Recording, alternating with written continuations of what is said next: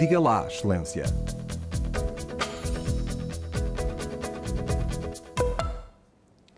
Olá, seja bem-vindo ao Diga lá, Excelência, um programa da Rádio Renascença em colaboração com o Jornal Público e com a 2. É uma das maiores e mais laureadas escritoras portuguesas de sempre. Agostina Bessa Luís, quase 82 anos de vida, mais de meia centena de títulos publicados em 60 anos de atividade literária. Uma mulher do Norte que diz de si própria que nasceu adulta e vai morrer criança. Uma vida e uma arte para descobrir ao longo da próxima hora. Eu sou o Paulo Magalhães, comigo está também a Andréia Azevedo Soares, do Jornal Público. Dona Agostina Bessa Luís, tem medo de deixar de escrever? Nunca me ocorreu isso, não é? Primeiro, não tenho medo de nada, não é? Exceto dos silêncios que podem ocorrer numa entrevista como esta, não é? De resto, de outra maneira, não tenho. E quem tem medo de morrer, enfim, era melhor não nascer, não é? Porque desde que se nasce tem que se enfrentar todo esse envolvimento nesse milagre, nesse processo da vida, e o medo não pode entrar aí, não é? Senão é uma vida falhada. Mas isso é coragem, não ter medo de nada? Sim, eu acho que sim. Acima de tudo é uma coragem que já está na nossa natureza genética, não é? Já herdamos esse tipo de comportamento, não é? Mas não adianta nada ter medo de morte ou não ter, não é? Nós todos morremos de maneira, mais tarde ou mais cedo, de maneira que ainda não se inventou, pelo menos o ser humano que possa durar 500 anos ainda não está à vista, não é?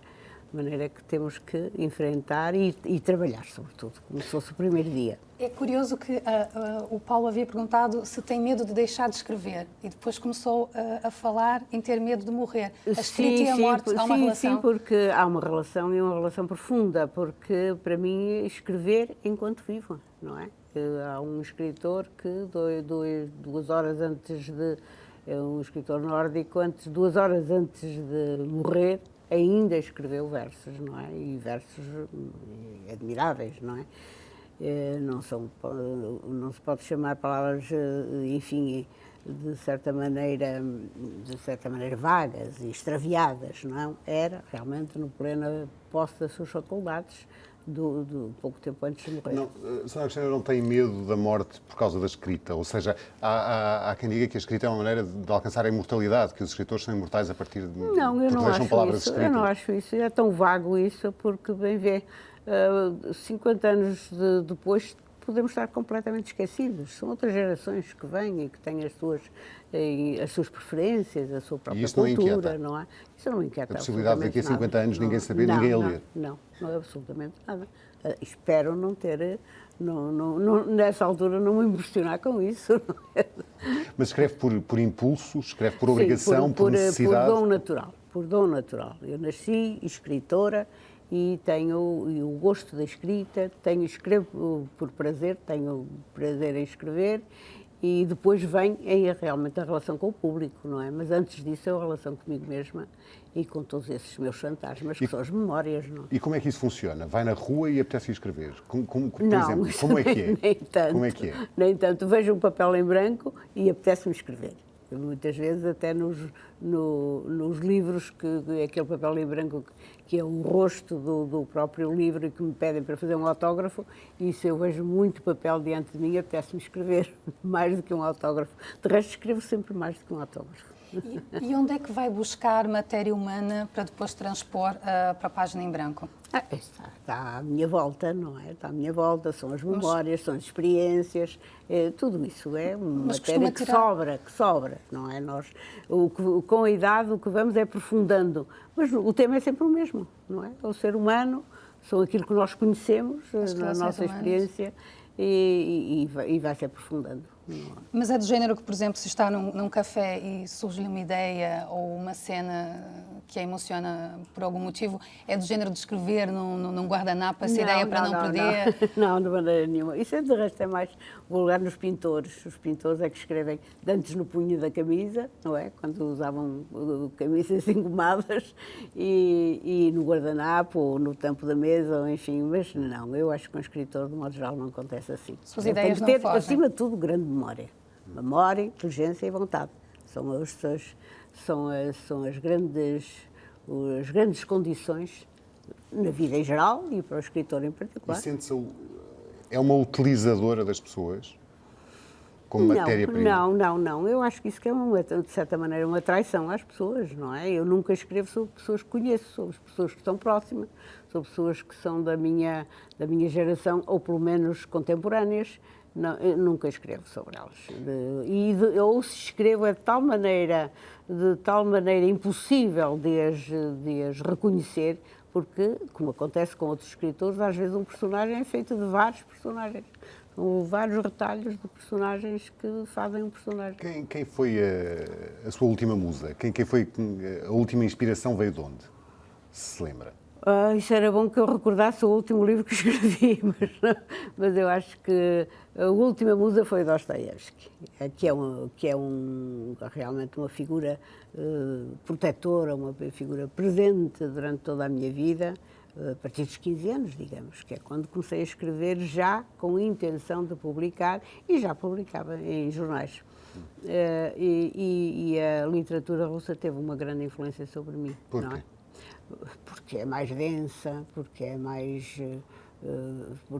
Que preenche mais o imaginário de cada um, não é? E tem muito que ver também com o temperamento português, não é? Entre o místico e o extravagante, e, enfim, o português reage à literatura russa, talvez como nenhum outro europeu. Sente que o país a trata bem?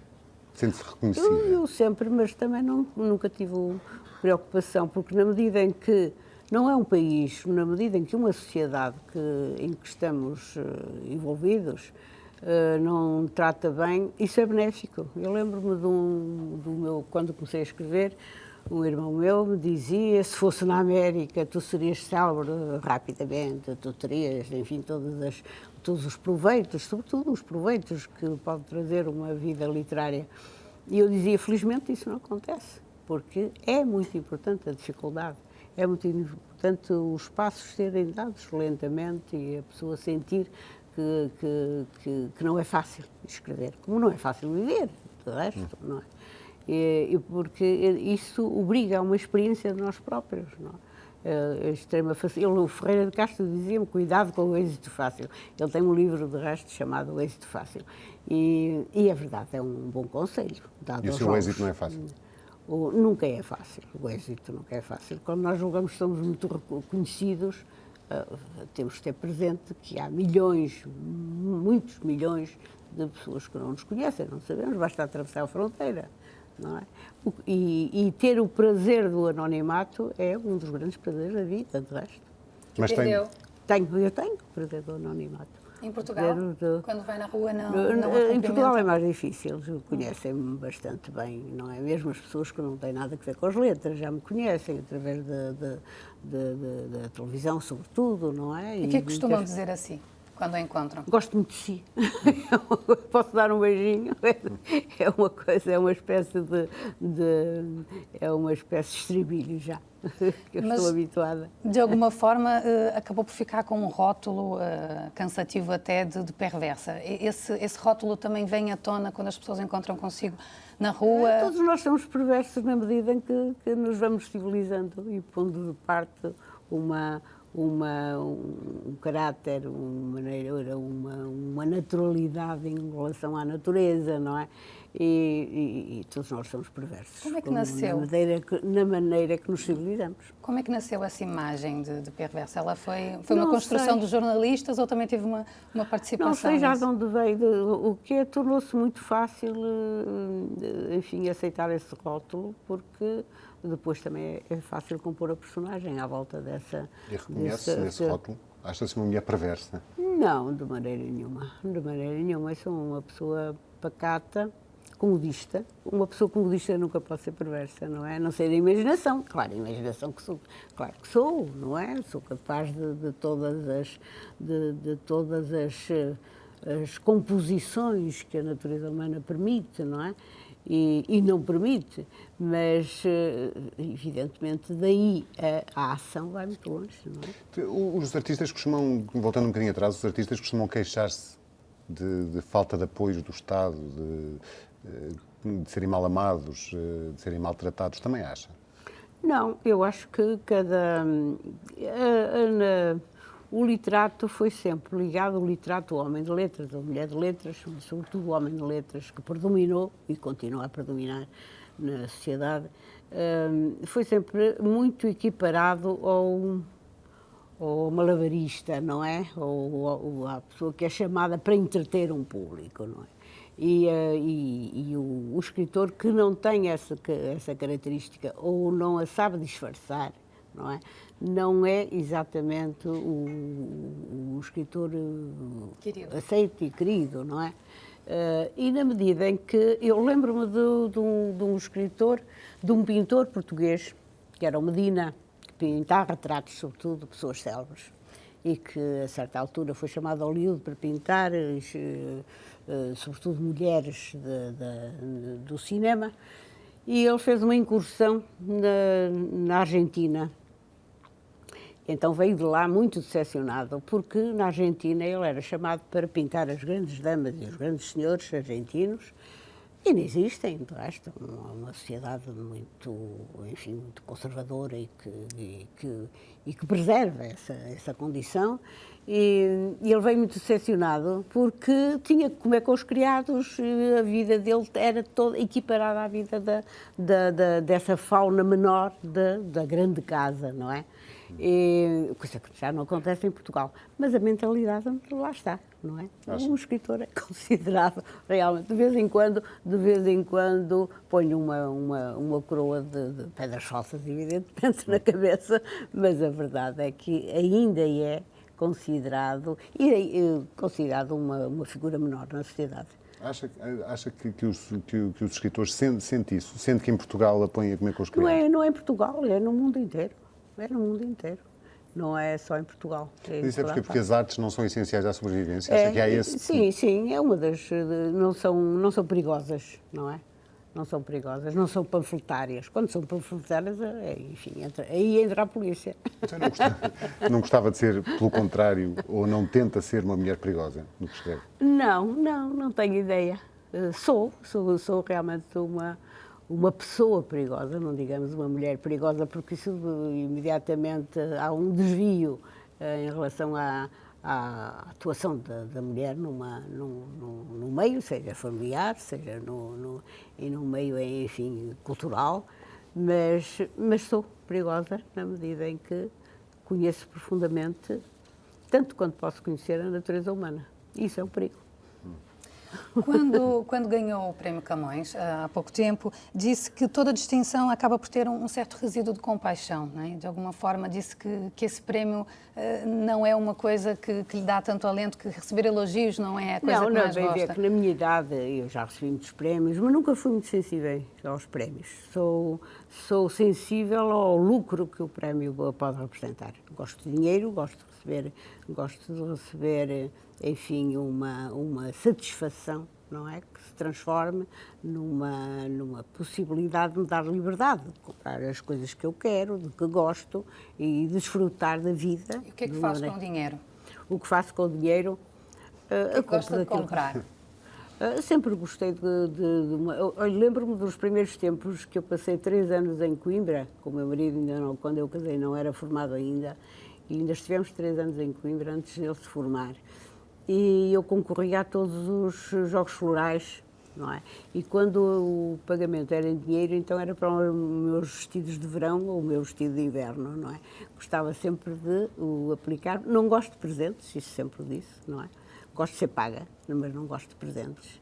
E era sempre para essas coisas que eu chamava de supérfluo, mas não é tanto supérfluo. E hoje em dia também é assim que gasta o seu dinheiro? Sim, hoje em dia é diferente. Hoje em dia essas coisas já estão... Já ganho bem a minha vida, não é? Não é como dizer... É uma mulher materialista. Não é como dizer... Não sou materialista, sou prática, não é? Sou prática. Mas lembro-me de um escritor português que dizia que vivia da pena que a mãe tinha dele.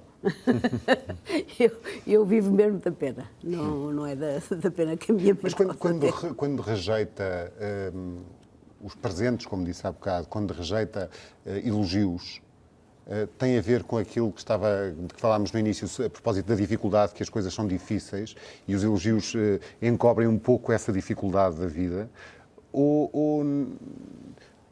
Ou então, porque é que é? Não, eu não rejeito os elogios, eu acho que são importantes, eu acho que são agradáveis, não é? Só como um abafo quando está frio e nós gostamos de nos agasalhar, não é? Não, eu não os rejeito de maneira nenhuma, simplesmente defendo-me deles, defendo na medida em que podem esconder as nossas próprias capacidades, dar-nos a impressão que temos mais capacidades que realmente temos, de que somos outra coisa, e impede que esse encontro frontal com a nossa realidade. Nessa medida E os prémios são isso, para si, um pouco? Não, os prémios não. Os prémios não são um galardão, são uma espécie de reconhecimento, não é? Eu acho que não é exatamente aquele elogio de mais... enfim, que corresponde a uma certa fome que o escritor ou a pessoa que trabalha para ser reconhecida tem, não é? Eu acho que nunca fui uma pessoa faminta de elogios. Porque o elogio, porque no fim de contas me satisfaço plenamente, não é? Eu sou vaidosa em relação ao mental. Eu gosto muito de mim e ninguém que goste de si próprio é indiferente aos outros, não é? Nós, quando gostamos de nós mesmos, voltamos-nos também para os outros. O que é que gosta mais em si? Eu gosto do bom humor, gosto muito do meu bom humor e gosto, depois com a idade, uma certa distância em relação àquilo que são as pequenas desavenças, as pequenas intrigas, enfim, que já vejo mais distanciadas, não é? A sua mãe valorizava a sua inteligência? A sua mãe valorizava a sua inteligência? A minha mãe valorizava a minha inteligência com uma certa mágoa de não pertencer ao filho varão. O filho varão tinha mais direitos do que... Mas foi benéfico para mim porque cresci na sombra, não é? O que me dava uma liberdade muito maior. Não ficou amargurada com esses privilégios em relação ao filho varão? Eu não sou, por natureza, nada amargurada. Como digo, acho que a dificuldade, logo que ela não ultrapassa a nossa capacidade de a reconhecer e de a enfrentar, uma certa dificuldade é importante. Nestes prémios todos que teve, falta-lhe o Nobel. Falta-me o Nobel, mas nós já estamos servidos do Nobel, não é? Eu acho que dizer que eu queria ter o Nobel era de certa... acima de tudo, nós estamos bem servidos do Nobel porque ele foi atribuído, não é? A uma pessoa e essa pessoa tem que corresponder a esse cargo, no fim de contas, que lhe foi otorgado. Mas... acho incorreto para com uma pessoa que recebeu o Nobel dizer que eu também quero o Nobel, não é? Eu acho incorreto, ele já foi atribuído ao Portugal. Mas não gostava de receber o Nobel? Não sei, gostava no tempo em que se dançava com o rei, agora já não se dança com o rei. Gostava de dançar com o rei? Gostava, eu achei bonito. Mas então acha que o Nobel Agora, posso ainda aspirar ao Prémio Nobel da Paz, isso é que eu achava bonito. Muitas mulheres já o receberam. Mas o Nobel mas tenho que obriga-me a uma estratégia que não sei se terei paciência para isso. Que é? Para receber o Nobel da Paz é preciso uma estratégia. E para o Nobel da Literatura é preciso uma estratégia também? Não, é preciso uma obra. É preciso, enfim, toda uma série de entrar nessa calha dos grandes prémios, não é? É outra coisa. Pelo que disse, não é só preciso a obra, uma vez que, do seu ponto de vista, está entregue um Nobel a Portugal da Literatura, portanto não haverá outro na próxima geração ou duas. É isso que quer dizer, não é? Portanto, sim, não é só a obra que interessa. Eu acho que sim. Mas, sobretudo, aspirar na minha... sou da geração exatamente de Saramago, não é? Nasceu no mesmo ano, de resto, não é? No mesmo ano. De maneira que aspirar ao Nobel, de certa maneira, é uma indelicadeza. Já está atribuído à minha geração. Gosta de ler Saramago? Não gosto, já o disse, não é? Não é da minha família de escritores, não temos afinidades, não é? Se eu gosto de Dostoiévski, acima de tudo, se eu gosto de tantos outros, não é? Do Musil, enfim, evidentemente que não é satisfatório para mim a leitura de Saramago, mas não, evidentemente que ter uma grande clientela, uma grande soma de leitores, como deve ter. O que é que lê atualmente para alimentar a sua escrita? A que livros é que se dedica Leio atualmente? tudo que me aparece. Tudo Romances que me aparece. contemporâneos? Romances menos, não é? Mas há uma série de escritores que não são aqueles que são mais falados e que, de facto, merecem ser lidos e devem mesmo ser lidos, tanto na literatura francesa como na inglesa, não é? Muitos. E vou tentando ler aquilo quanto posso, não é? Estou sempre a ler, ou escrever ou a ler, é a minha vida. Consegue identificar nessa nova geração de escritores algum que seja sinceramente promissor? Promissor, não estou muito a par como quando eu sou membro de um júri e concorrem ao prémio de que esse júri é responsável, evidentemente que aí, então, atualizo-me em grande, não é? Mas consegue ver algum nome? Tem? Até agora não, a não ser aqueles que já são reconhecidos pelo público, não é? Aqueles que já são e que não são da minha geração, que são mais novos, são uma geração, enfim, seguinte. Mas ser reconhecido pelo público não é necessariamente sinónimo do promissor, não é? Quando eu perguntava promissor era no sentido da sua aposta pessoal. Mas nós escritores também não somos muito avaliadores de uma geração de escritores, não é?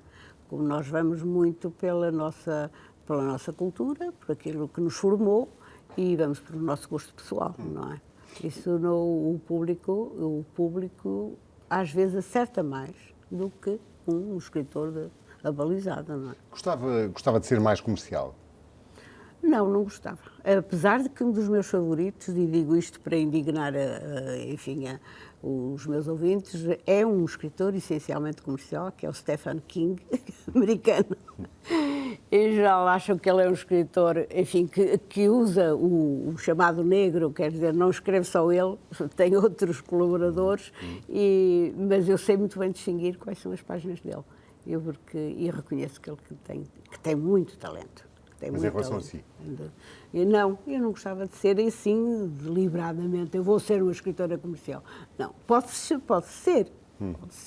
É mais fácil que ser uma escritora de nascimento, mas assim, como objetivo, não. Nunca estaria na minha vida. Seria mais popular?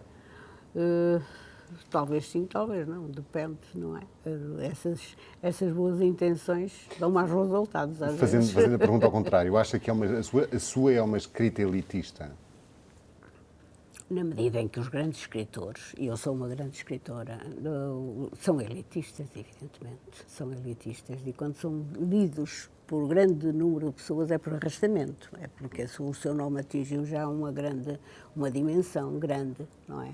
Mas nós não vemos nenhum grande escritor que não seja elitista, não vemos, não é? Não vemos um Thomas Mann, não vemos um Knut Hamsun, não vemos todos esses grandes, não vemos um Shakespeare, não é? Que não seja elitista. O próprio Camilo é elitista. Quem é que lê o Camilo? Todos dizem que o Camilo é extraordinário, é o nosso maior escritor, mas ler o Camilo é mais difícil de encontrar o leitor do Camilo. Quem é que lê o Amor de Perdição e, contudo, é um dos grandes livros da literatura mundial, não é? Que está a par do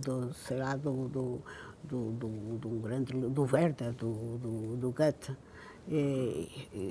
E contudo, poucos leem, não é? Eu, quando li a primeira vez o Amor de Perdição, não o apreciei, aos 20 anos, não é? Aos 40 lê-se o Amor de Perdição e é uma maravilha. A partir de que idade, a partir de que fase da sua vida é que se passou a considerar uma grande escritora? Talvez desde os 12 anos, ou coisa assim. Porque isso ou é muito cedo ou nunca é. não é? Mas aos 12 anos não tinha publicado nada, não Não tinha a tinha bênção do publicado, mas já público, não escrevia. Já escrevia para a tinha minha prémios. turma. Já escrevia para a minha turma, já escrevia as redações todas diferentes, e, enfim, e já era a heroína da minha turma. Portanto, isso já me dava uma certa consciência da minha condição de Mas escritor. Sra. Agostina, desculpe-me, mas ser a heroína da sua turma, havia aí um pequeno traço de megalomania quando tinha 12 anos e se considerava uma grande escritora? Sim. Ou de facto era o seu mundo e sendo a rainha do seu mundo era automaticamente uma grande escritora, era isso? Bem, eu quando tinha 12 anos, eu lia muito a Bíblia e havia mesmo uma classe de história bíblica todas as semanas. Portanto, era familiar e foi a primeira revelação do grande romance e da grande intriga romanesca, foi o Velho Testamento, que me fascinava e continua mesmo a fascinar. E nessa altura li e era debatido, de resto, a história do Salomão, que aos 12 anos Deus lhe disse: o que é que tu queres? Este era um menino de tal maneira dotado que Deus lhe disse: o que é que tu queres? Ele disse: queria distinguir o bem do mal.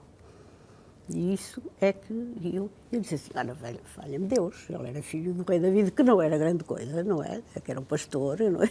Porquê que eu não ia pedir a mesma coisa? E pedi a mesma coisa. E Deus deu isso? É? E Deus deu isso?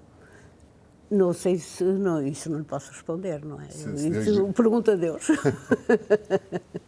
Apesar de se considerar elitista, bebe muita inspiração na ruralidade. Os seus livros estão carregados, por um lado, de histórias populares, da ruralidade, do Douro, o Douro vinheteiro, como costuma dizer. Sim, onde eu vivi bastante tempo, a família do lado do meu avô materno era do Douro, e de maneira que há um grande peso, não é? E há um ensinamento que se recebe desde que se nasce, não é?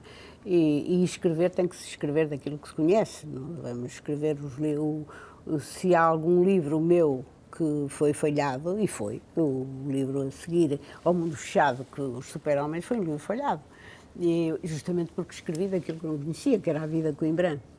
E, portanto, esse auxiliar, que é a memória da infância e que funciona com todos os escritores, não pode nunca ser desprezado. Portanto, ela aparece de uma maneira ou de outra, aparece sempre ou num personagem que emigrou para a cidade, ou emigrou até para fora do país, ou enfim, mas está sempre ligado àquela primeira, ao abrir dos olhos para o mundo, não é?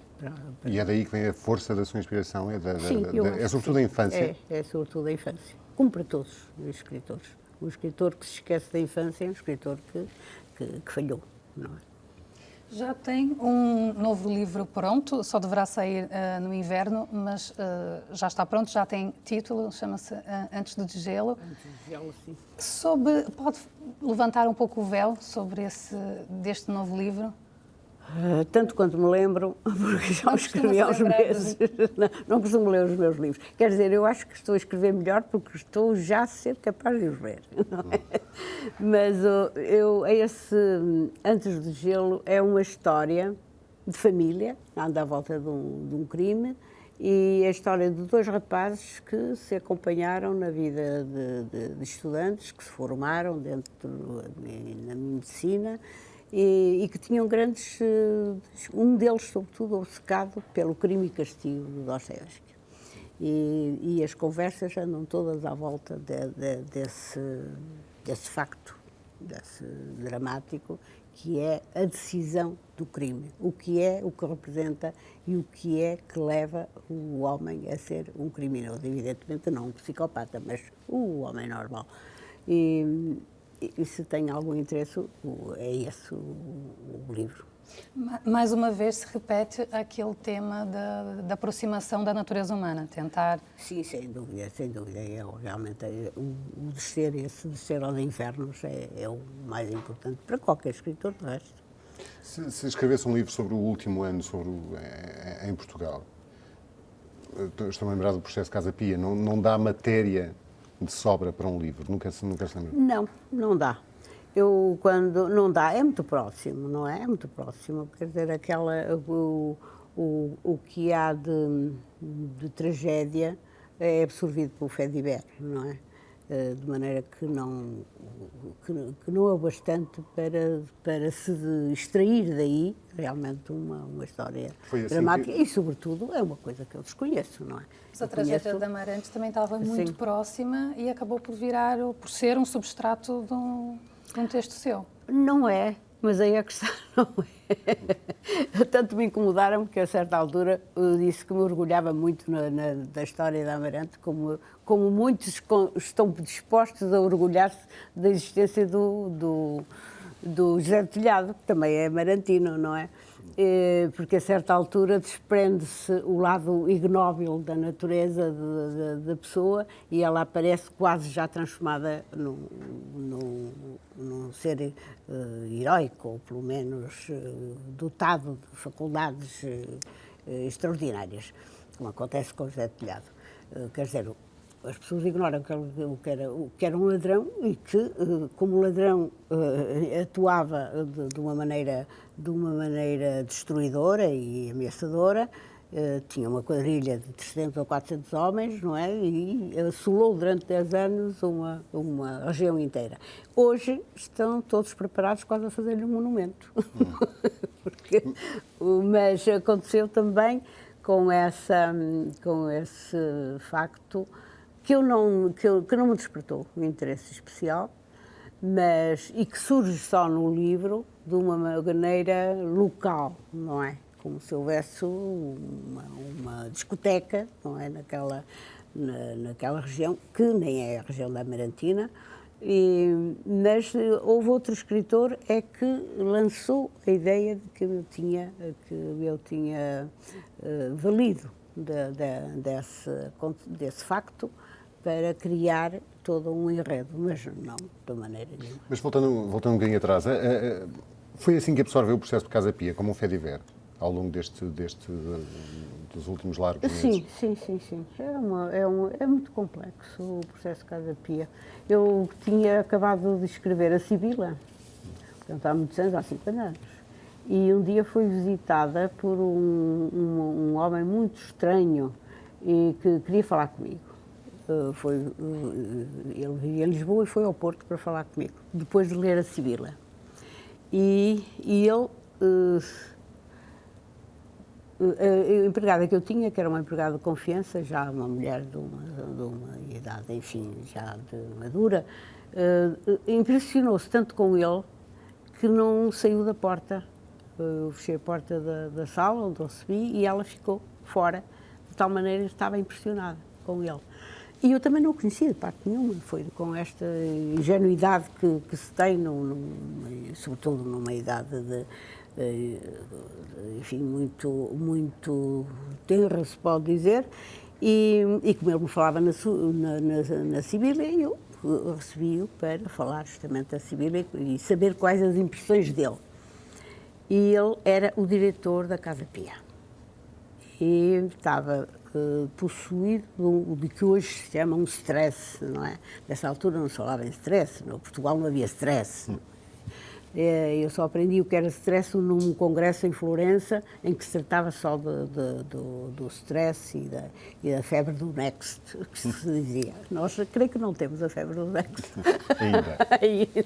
Acho que nunca teremos. Mas a verdade é que ele estava absolutamente dominado por qualquer coisa de terrível e de trágico, não é? Em que ele me dizia, não pode imaginar que as experiências que eu sou sujeito e que eu tenho que viver. E isso deu-me esta doença do século, dizia ele, que é... Claro, aquilo entrou por um ouvido sempre por outro, porque eu, de facto, não sabia nada do que... Hoje é que eu li, de facto. O que havia... Isso passou há 50 anos. Isso há 50 anos. Portanto, o que havia já e que eu carregava e que era um fardo insuportável, eram essas realidades já da Casa Pia. Que não são recentes, evidentemente, que é uma coisa que...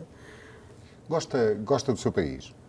Gosto do meu país, porque é que não gosto? Eu gosto do meu país. Eu não saí do país, já tive a possibilidade de sair do país aos 40 anos, por um lado, o meu marido tinha a vida dele aqui de profissional e, portanto, não seria fácil eu de tomar outro rumo, mas, sobretudo, a ferramenta de trabalho para mim é a minha língua, não é? Eu não podia ir para escrever noutra língua e ir para outro país, adaptar-me a outro país, só se fosse nos primeiros anos de vida é que isso teria algum sentido para o meu tipo de vida e o meu tipo de trabalho. A senhora Cristina casou aos 21 anos ou aos 22? Casou muito nova ou não? Hoje sim, isso é considerado muito novo, mas nessa altura não era. Porquê? Isso não houve uma evolução Tive uma tia que casou aos 12 anos, de maneira que... e aos 13 já tinha gêmeos, de maneira que não é. Mas houve uma evolução da sociedade a mulher desde que infantilizou as pessoas durante mais tempo, de então para cá? Não, era normal. A rapariga era criada justamente com aquele tipo de qualidades, de conhecimentos, sobretudo caseiros, não é? E que isso pressupunha um casamento que poderia ser mais auspicioso ou menos, trazer à família um acréscimo de fortuna ou ser ser o cabo dos trabalhos também para a família. Mas, de facto, o meu marido também era muito novo, tinha a mesma idade. E ainda não estava formado, o que era um impedimento mental, pelo menos, para as famílias, tanto de um lado como do outro, não é? Mas não para nós, não é? Pois claro. Em termos de vida, de atuação política, o seu percurso esteve com o general Ramalhianes, esteve com o professor Freitas do Amaral.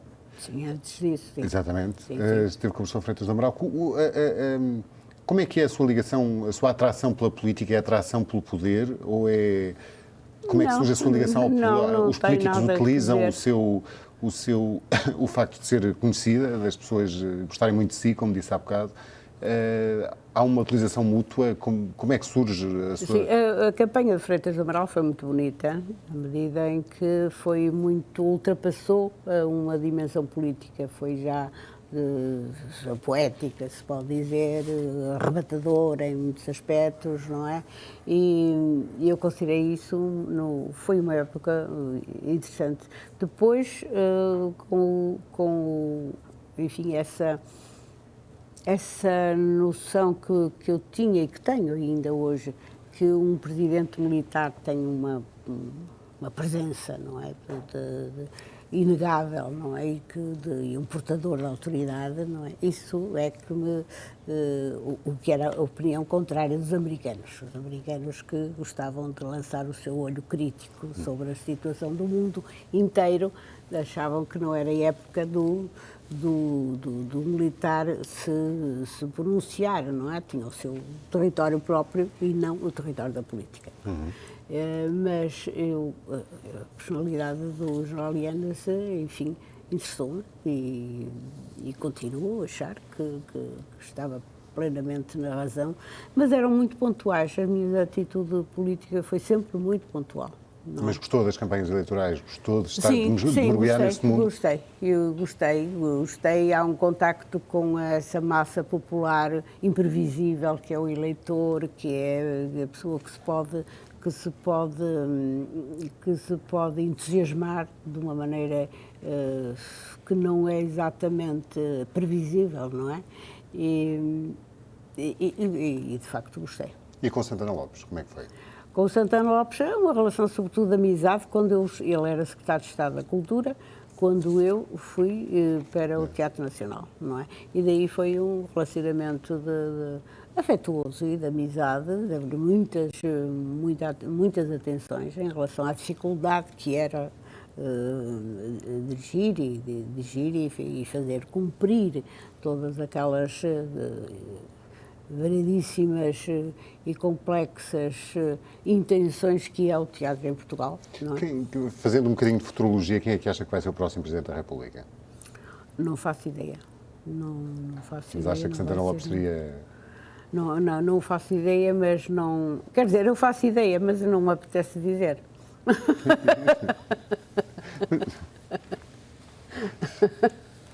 Já agora, qual é a pergunta que não tem paciência para responder aos jornalistas? Tirando esta. Tirando esta, obviamente. Não, tirando há esta. outra que é porque escreve. Essa é que não tenho paciência. Ou que exercito a minha paciência, que eu sou uma pessoa paciente. Tenta sempre responder? Tento sempre responder. Mas suspira antes de responder, não é? Eu gostava também de falar um pouco da Sibila. Este ano comemora-se o cinquentenário da Sibila. Já experimentou reler o livro? Eu sei que não costuma reler os seus livros, mas Sim. uma vez que passados 50 anos, teve curiosidade de reler? Não, eu não reli. Eu ouvi certos textos serem, por exemplo, em Toronto, houve um grande congresso, como há de 2 em 2 anos, em que são escritores de todo o mundo que participam e que podem ser textos ou versos ou ficção lidos por atores de teatro, não é? E houve uma grande atriz que se empenhou em recitar o primeiro capítulo da Sibila, não é? E foi das experiências mais bonitas, não é? Porque ver que aquela mulher ignorada, quase analfabeta, tinha atravessado, enfim, os mares, chegado a outro continente e ser aplaudida e ser reconhecida naquelas condições, enfim, de uma exaltação da grande cultura mundial, foi para mim muito agradável e foi realmente. Mas daí reler a Sibila, exatamente, isso nunca me aconteceu. Mas li o livro escrito O Mundo Fechado e é um belo livro, está bem escrito. Realmente despertou a atenção da crítica e que havia críticos muito notáveis nesse tempo e chamou a atenção deles e, de facto, foi aquilo que me trouxe um reconhecimento já mais público, não é? Quando escreveu a Sibila, tinha a noção, tinha alguma intuição que seria o divisor de águas que acabou por ser? Não tinha. Eu escrevi a Sibila para ganhar um concurso, não é? Foi um concurso Não era de arranjos florais, era? Não. E de maneira que escrevi-o para ganhar, era o tema que se me apresentou e que eu achei que seria mais adequado e mais fácil para mim, não é? Eu refleti sobre ele, não é? Fazer uma história, tudo com personagens mais ou menos elaboradas segundo a realidade, mas a intenção, sobretudo, foi essa, ganhar um concurso. Não é? Que é muito importante ter um objetivo prático, imediato em qualquer trabalho. Qual é o objetivo do próximo livro, do tal que sai No inverno. O objetivo é ser mais um livro. Acho que não vou transformar o mundo, não é? Mas gostava, isso não há dúvida Gostava de nenhuma. transformar o mundo? Gostava de Tem transformar medo o mundo. do terrorismo islâmico? Tem medo Não da maneira tenho. como Acho que está? é uma fatalidade. Acho que os homens gostam de ser cruéis, acham que tiram da crueldade o excitante erótico, inclusive porque não se pode ver pelo quadro em que tanto rapaz, tanto jovem de saído da sua casa inocentemente e que vai para uma guerra e é capaz de cometer as maiores atrocidades porque o chamado mal é um excitante. Não é um bocadinho pessimista? Não é pessimista, não. Eu acho que sem esse excitante o mundo, enfim seria perfeitamente... Não teria sentido, não é? Não teria, porque daí surgem todas as inspirações, todas as grandes com a culpa, não é com o mal, é com a culpa, porque o mal gera a culpa e da culpa há a necessidade de redenção. E então surgem todas as descobertas, isso, o mundo dos homens é assim, o mundo dos homens, a mulher não é. A mulher não precisa da culpa, a mulher por ela realiza-se na sua própria condição maternal e não é impulsionadora das civilizações, a mulher. Também é uma posição um bocadinho machista do seu lado, ou não? Não, é a mulher real. realiza-se apenas na Porque posição... é que devemos dar nomes? Não é a realidade tal como eu vejo. A mulher realiza-se apenas através da... Não é apenas, totalmente. A mulher não precisa de saber, a mulher sabe. não é? Isso, enfim, há grandes conhecedores da alma humana, sei lá, grandes homens, o Theodor Reich, por exemplo, ele diz, não é? Sobre a mulher, tem A uma maternidade é um mulher, trunfo para a mulher que o homem está... não se pode chamar um trunfo, é um facto, é aquilo, ela não precisa mais nada, é uma criadora, não é? O homem precisa de inventar a sua criação. Então inventa a criação e nasce o caos, através depois da... Sim, e depois há, enfim, depois do caos há uma recuperação, uma descoberta, um avanço. Ou seja, o mal é um mal necessário, do seu ponto de vista. Não vamos empregar as palavras assim, porque diminui aquilo que eu quero dizer. Então, me diga. Quer dizer, um mal divino não é necessário. Mas é uma mulher de fé. Tem fé. Sou, profundamente. Como é que essa fé lhe surge? Não sei, eu tenho um grande não sou uma mulher santeira, não sou uma mulher beata, mas tenho esse sentimento de fé em relação a uma gestão da criação dos mundos, de tudo aquilo que nos rodeia. Mas isso já até os mais céticos diziam, não é? O próprio Voltaire dizia, nós não podemos imaginar um relógio sem relojoeiro. Ele dizia, não é? Contudo, E no destino, acredita? De certa maneira, sim. Acredito em fantasmas, acredito em coisas assim, aliciantes, não é? Mas já viu algum? Já vi algum. Então conte lá. Não, isso não conto. Isso não. Porque podem não gostar. Ora, essa. Se estivesse aqui algum, enfim, e fazíamos essa parceria, não é? O que é que caiu da cadeira? Disse que o mal tem um lado excitante. E o futebol também? O futebol é um fenómeno realmente que tem o seu lado também de excitante, sem dúvida nenhuma. Senão não existia, senão não existia. Há coisas que eu podia dizer sobre essa excitante que é o mal, mas que são de tal maneira dolorosas de ouvir, que não são, não digo. Estamos preparados. Não sei se o público estará preparado, mas o futebol pode ter o seu lado interessante e como excitante, justamente uma sociedade que tem enormes dúvidas sobre ela própria, sobre a sua própria validade, a sua própria continuidade, os seus próprios valores, enfim. Nós vivemos num mundo sem valores, diz-se constantemente, não vivemos, nós vivemos num mundo de dúvidas sobre os valores. E não houve tempo ainda de fazer uma nova arquitetura de uma sociedade e voltamos muito frequentemente para o passado. Mas é um mundo de decadência, é um mundo que está em decadência? Não se pode chamar um mundo de decadência. O europeu está muito esvaziado, não é? Está muito esvaziado, está muito sem sentido, não é? E por isso há outros povos muito mais primitivos que parecem ser uma ameaça, mas a ameaça sobretudo é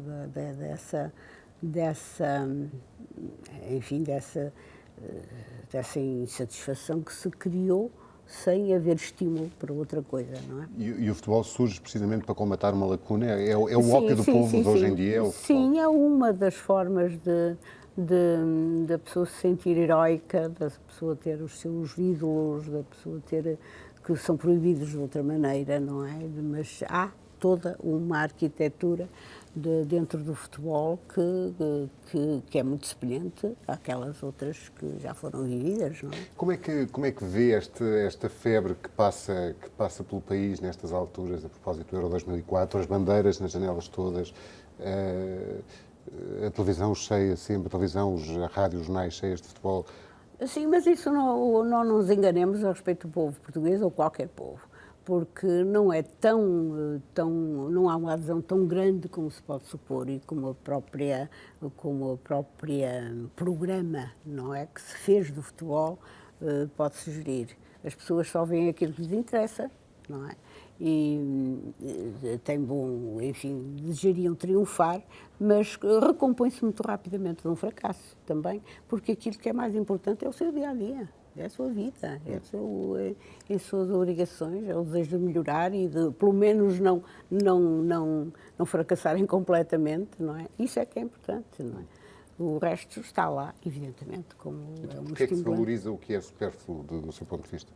O que valorizo como... Porquê é que se valoriza o que é supérfluo se o futebol é uma coisa tão vã? Não que é está vã, eu não digo que seja vã, é um espetáculo do mundo, não é? O espetáculo hoje que é possível e que se deu uma importância muito grande e talvez tenha nos tempos de hoje. Também o circo romano também tinha importância nos tempos, nós vemos hoje de uma maneira mais crítica, não é? Mas nem é uma coisa nem outra, nem foi tão terrível como os historiadores quiseram, sobretudo os criptocristãos, é que faziam a história da época, não é? E, portanto, a intenção era fazer ver o circo romano como uma coisa deliberadamente ofensiva de todas as leis da ética, não é? E não seria. Seria, no fundo, muito aproximado do que é hoje o futebol. Era um estimulante. Estamos quase a terminar a nossa conversa. Normalmente, terminamos sempre com um jogo de perguntas, um jogo de palavras. Nós temos uma palavra, a Sona Agostina diz o que vem à ideia depois dessa palavra. Carrapito. Isso, Carrapito. Repito, cabelo. Desejo. Desejo. Desejo água fresca, neste momento, que esta não está nada fresca. Pinto da Costa. Pinto da Costa, um conterrâneo. Manuela Ferreira Leite. Manuel Ferreira Leite. Quem ser? Aí está. Fica um bocadinho atrapalhada. Sugere, hein? Fica um bocadinho atrapalhada. Não fiquei atrapalhada, não sei, porque não sei se merecia melhor. Merecia outro país, talvez. Retoma. Retoma, no sentido político, retoma. É o que nós fazemos todos os dias, não é? É um desejo de melhoramento que muitas vezes não passa além disso, não é? Reflexo no espelho. Reflexo no espelho.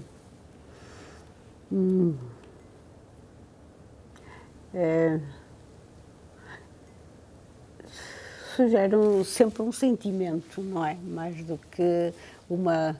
Eu, por exemplo, devo dizer que não me dou com os espelhos estranhos, dou-me só com os espelhos que já tenho uma relação com eles comigo, não é? Portanto, uma afetividade.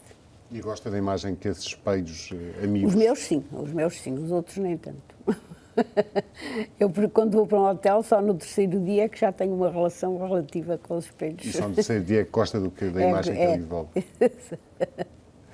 Muito bem, fica por aqui mais um Diga lá, Excelência. Ficam também os agradecimentos à Agostina Bessa Luís, uma conversa que pode ler amanhã no Jornal Público. Voltamos de hoje a 8 dias com um novo convidado. Até lá, tenha uma boa semana.